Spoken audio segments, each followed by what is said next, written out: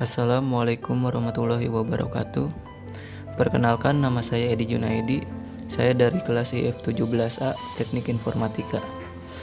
Di sini saya akan presentasi penamaan sistem terdistribusi dari mata kuliah sistem terdistribusi.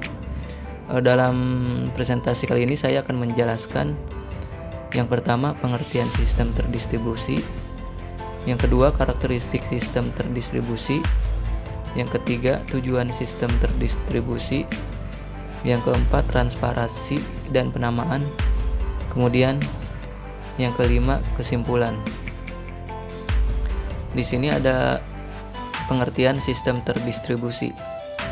Sistem terdistribusi merupakan sekumpulan prosesor yang tidak saling berbagi memori atau clock dan terhubung melalui jaringan komunikasi yang bervariasi, yaitu melalui local area network ataupun melalui wide area network, dan dilengkapi dengan sistem software terdistribusi untuk membentuk fasilitas komputer terintegrasi.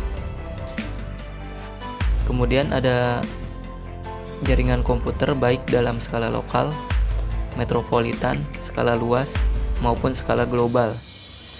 Kemudian beragam perangkat keras dan lunak serta penggunaannya yang berada dan saling terkait dalam sistem jaringan yang membentuknya.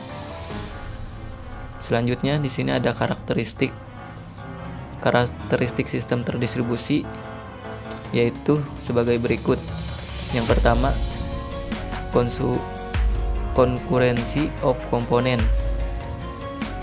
Pengaksesan suatu komponen atau sumber daya segala hal yang dapat digunakan bersama dalam jaringan komputer, meliputi HW dan SW secara bersamaan.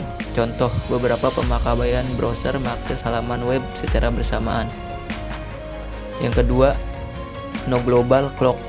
Hal ini menyebabkan kesulitan dalam mensinkronkan waktu seluruh komputer yang terlibat, dapat berpengaruh pada penerimaan pesan atau data, seperti saat beberapa proses berebut ingin masuk ke critical session.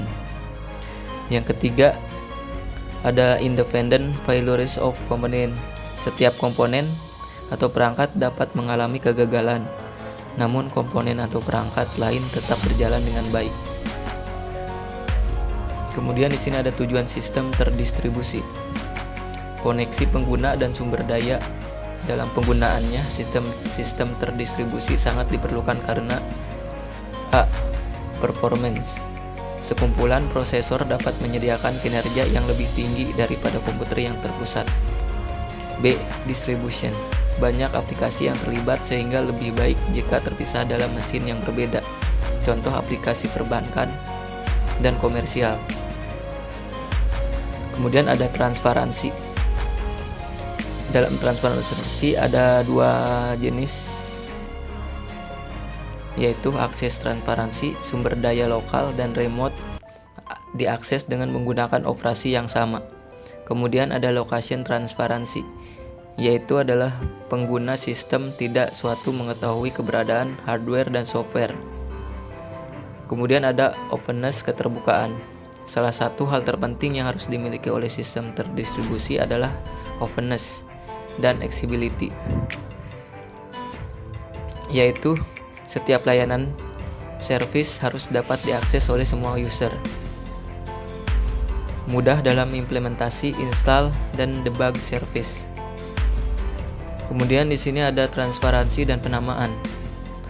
Dalam transparansi, tujuan penting dari sebuah sistem terdistribusi adalah untuk menyembunyikan fakta bahwa proses dan sumber daya secara fisik didistribusikan di beberapa komputer. Sebuah sistem terdistribusi yang mampu menampilkan diri kepada pengguna dan aplikasi seolah-olah hanya satu sistem komputer dikatakan transparan. Mari kita melihat apa jenis transparansi yang ada di sistem terdistribusi, dan kemudian menjawab pertanyaan apakah transparansi selalu diperlukan. Kemudian ada penamaan. Dalam sistem terdistribusi, nama digunakan untuk merujuk kepada berbagai macam sumber daya seperti komputer, layanan, file, serta pengguna. Penamaan adalah sebuah isu yang mudah diabaikan tetapi mendasar dalam desain sistem terdistribusi. Nama memfasilitasi komunikasi dan berbagai sumber daya. Sebuah nama diperlukan untuk meminta sistem komputer untuk bertindak berdasarkan sumber daya tertentu, misalnya nama dalam bentuk URL yang diperlukan untuk mengakses halaman web tertentu. Kemudian kesimpulannya. Dari kesimpulan yang tadi saya telah presentasikan bahwa di sini sistem terdistribusi merupakan sekumpulan prosesor yang tidak saling berbagi memori atau clock dan terhubung melalui jaringan komunikasi yang bervariasi, yaitu melalui local area network ataupun melalui wide area network, dan dilengkapi dengan sistem software terdistribusi untuk membentuk fasilitas komputer terintegrasi.